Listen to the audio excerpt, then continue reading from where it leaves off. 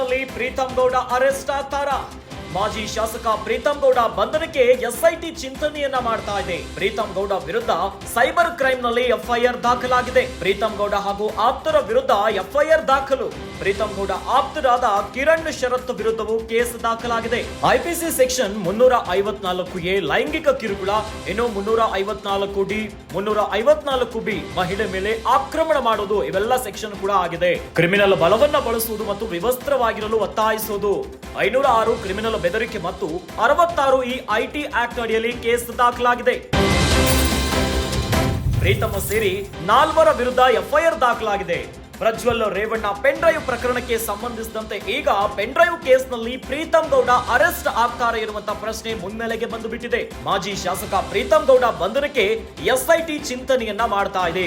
ಪ್ರೀತಂ ಗೌಡ ವಿರುದ್ಧ ಈಗ cyber crime ನಲ್ಲಿ ಎಫ್ಐಆರ್ ದಾಖಲಾಗಿದೆ. ಪ್ರೀತಂ ಗೌಡ ಹಾಗೂ ಆಪ್ತರ ವಿರುದ್ಧ ಕೂಡ ಎಫ್ಐಆರ್ ದಾಖಲಾಗಿದೆ. ಪ್ರೀತಂ ಗೌಡ ಆಪ್ತರಾದ ಕಿರಣ್ ಶರತ್ ವಿರುದ್ಧವೂ ಕೂಡ ಕೇಸ್ ದಾಖಲಾಗಿತ್ತು. ಪೆನ್ ಡ್ರೈವ್ ಅನ್ನ ಗಲ್ಲಿಯಲ್ಲಿ ಹಂಚಿದ್ದಾರೆ. ಈ ಒಂದು ಪೆನ್ ಡ್ರೈವ್ ಪ್ರಕರಣಕ್ಕೆ ಸಂಬಂಧಪಟ್ಟಂತೆ ಈಗ ಮಾಜಿ ಶಾಸಕ ಪ್ರೀತಂ ಗೌಡ ಬಂಧನಕ್ಕೆ ಎಸ್ಐಟಿ ಅಧಿಕಾರಿಗಳು ಚಿಂತನೆಯನ್ನ ಮಾಡ್ತಾ ಇದ್ದಾರೆ. ಪ್ರೀತಂ ಗೌಡ ಆಪ್ತರಾಗಿರುವಂತಹ ಕಿರಣ್ ಶರತ್ ವಿರುದ್ಧವೂ ಕೂಡ ಕೇಸ್ ದಾಖಲಾಗಿದೆ.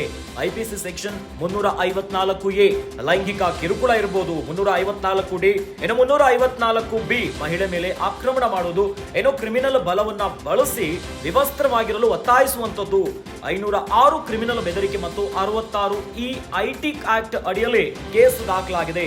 ಪ್ರೀತಮ್ ಸೇರಿ 4 ವಿರುದ್ಧ ಈಗ ಎಫ್ಐಆರ್ ದಾಖಲಾಗಿದೆ. ಹೀಗಾಗಿ ಪ್ರೀತಮ್ ಕೂಡ ಯಾವುದೇ ಕ್ಷಣದಲ್ಲೂ ಕೂಡ ಅರೆಸ್ಟ್ ಆಗಬಹುದು. ಇನ್ನು ಅರೆಸ್ಟ್ ಮಾಡಲಿಕ್ಕೆ ಎಸ್ಐಟಿ ಅಧಿಕಾರಿಗಳು ಚಿಂತನೆಯನ್ನ ಮಾಡ್ತಿದ್ದಾರೆ. ಪ್ರೀತಂ ಗೌಡ ಮತ್ತು ಆಪ್ತರ ವಿರುದ್ಧ ಸೈಬರ್ ಕ್ರೈಮ್ ನಲ್ಲಿ ಈಗಾಗಲೇ ಎಫ್ಐಆರ್ ದಾಖಲಾಗಿದೆ. ಯಾವ ವಿಚಾರವಾಗಿ? ಪ್ರಜ್ವಲ್ ರೇವಣ್ಣ ಪೆನ್ ಡ್ರೈವ್ ಪ್ರಕರಣಕ್ಕೆ ಸಂಬಂಧಪಟ್ಟಂತೆ ಈಗಾಗಲೇ ಎಸ್ಐಟಿ ಅಧಿಕಾರಿಗಳ ವಶದಲ್ಲಿದ್ದಾರೆ ಪ್ರಜ್ವಲ್ ರೇವಣ್ಣ. ಹೆಚ್ಚಿನ ತನಿಖೆ ಆಗ್ತಾ ಇದೆ. ಇನ್ನು ಸಂತ್ರಸ್ತರಿಗೆ ಯಾವ ರೀತಿ ಆಗಬೇಕು, ಇನ್ನು ಯಾರ್ಯಾರಿದ್ದಾರೆ, ಇನ್ನು ಪೆನ್ ಡ್ರೈವ್ ಪ್ರಕರಣ ಯಾವ್ಯಾವ ಆಯಾಮಗಳನ್ನ ಪಡೆದುಕೊಂಡಿದೆ, ಇವೆಲ್ಲ ಕೂಡ ವಿಚಾರಣೆ ಆಗ್ತಾ ಇದೆ. ಈಗ ಮತ್ತೆ ಪೆನ್ ಡ್ರೈವ್ ಪ್ರಕರಣದಲ್ಲಿ ಮಾಜಿ ಶಾಸಕ ಪ್ರೀತಂ ಗೌಡ ಅರೆಸ್ಟ್ ಆಗ್ತಾರೆ. ಏನೋ ಅರೆಸ್ಟ್ ಆಗ್ಲಿಕ್ಕೆ ಈಗ ಎಸ್ಐಟಿ ಅಧಿಕಾರಿಗಳು ಅವ್ರನ್ನ ಬಂಧನ ಮಾಡ್ಲಿಕ್ಕೆ ಚಿಂತನೆಯನ್ನ ಮಾಡ್ತಿದ್ದಾರೆ. ಈಗಾಗಲೇ ಎಫ್ಐಆರ್ ದಾಖಲಾಗಿದೆ. ಪ್ರೀತಂ ಗೌಡ ಸೇರಿದಂತೆ ಏನೋ ಆಪ್ತರಾಗಿರುವಂತಹ ಕಿರಣ್ ಶರತ್ ವಿರುದ್ಧವೂ ಕೂಡ ಈಗಾಗಲೇ ಎಫ್ಐಆರ್ ದಾಖಲಾಗಿದೆ. ಐಪಿಸಿ ಸೆಕ್ಷನ್ 354A ಲೈಂಗಿಕ ಕಿರುಕುಳ, 354D, ಇನ್ನು 354B ಮಹಿಳೆ ಮೇಲೆ ಆಕ್ರಮಣ ಮಾಡುವಂತದ್ದು, ಕ್ರಿಮಿನಲ್ ಬಲವನ್ನ ಬಳಸಿ ವಿವಸ್ತ್ರವಾಗಿಸುವಂತೆ ಒತ್ತಾಯಿಸುವಂತದ್ದು, ಒಂದು ರೀತಿಯಾಗಿ ಲೈಂಗಿಕ ಕಿರುಕುಳ ಕೊಡುವಂತದ್ದು, ಇವೆಲ್ಲ ಪ್ರಕರಣಗಳು ಕೂಡ ಈಗಾಗಲೇ ದಾಖಲಾಗಿದೆ. ಹೀಗಾಗಿ ಪ್ರೀತಂ ಗೌಡ ಮತ್ತು ಅವರ ಆಪ್ತರನ್ನ ಬಂಧನ ಮಾಡಲಿಕ್ಕೆ ಎಸ್ಐಟಿ ಚಿಂತನೆಯನ್ನ ಮಾಡ್ತಿದ್ದಾರೆ. ಹಾಗಾದ್ರೆ ಪ್ರೀತಂ ಗೌಡ ಅರೆಸ್ಟ್ ಆಗ್ತಾರಾ?